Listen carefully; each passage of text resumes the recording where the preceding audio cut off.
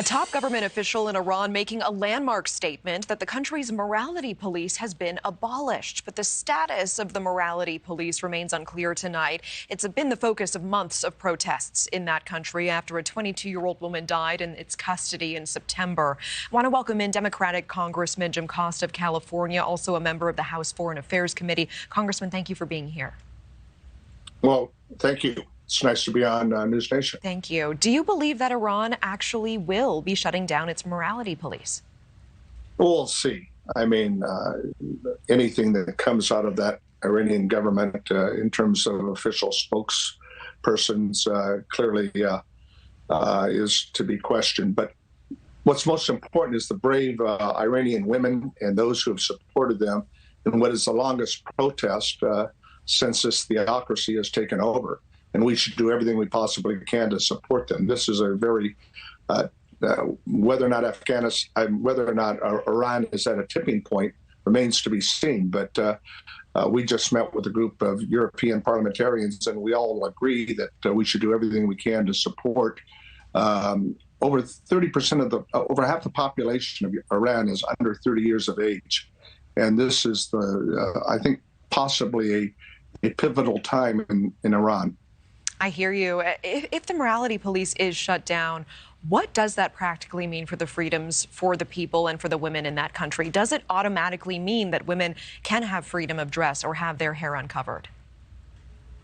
Well, we hope so, but it remains to be seen. This is obviously a new step if they follow through with it. The morality police has been in effect since the theocracy of the Ayatollah took over with this government. So it would be a big change.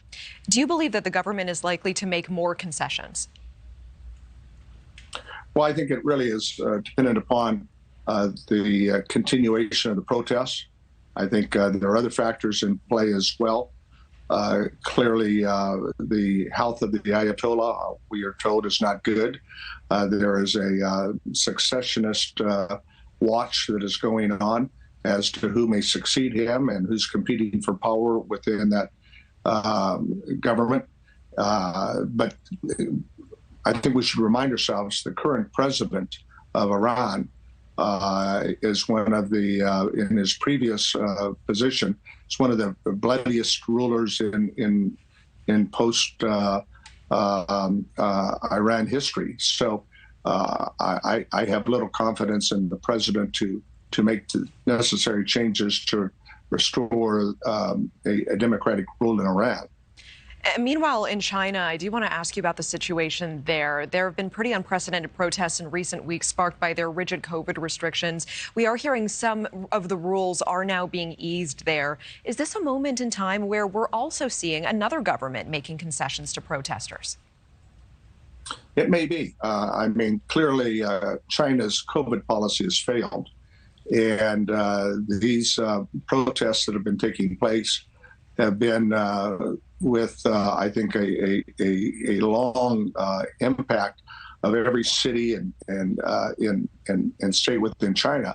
And I think the Xi government, with the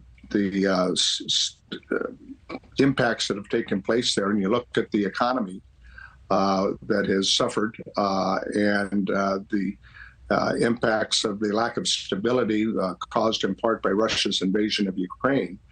And I think notwithstanding the 20th Party Congress in China and Xi's ability to waive the two-term limits, the world has changed in China, it's changed in Iran, and certainly the world has changed as a result of Russia's invasion of Ukraine in ways that none of us could have thought about 10 months ago.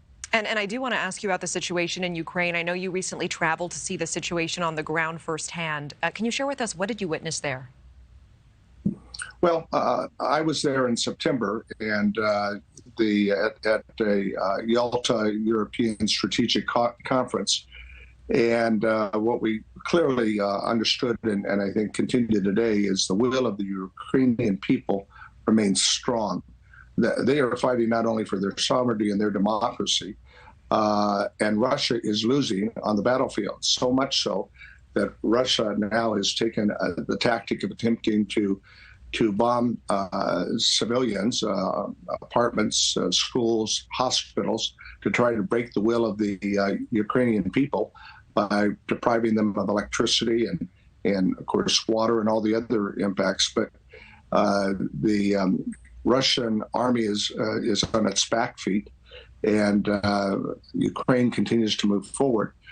This is going to be a tough, difficult winter for the people of Ukraine, make no doubt about it. We are trying with the Europeans to do everything we possibly can to allow the civilian public to be able to hang in there during this next winter, this 6-month period. Appreciate it. But Russia is on its back feet, to be sure, and Ukraine has the advantage on the battle.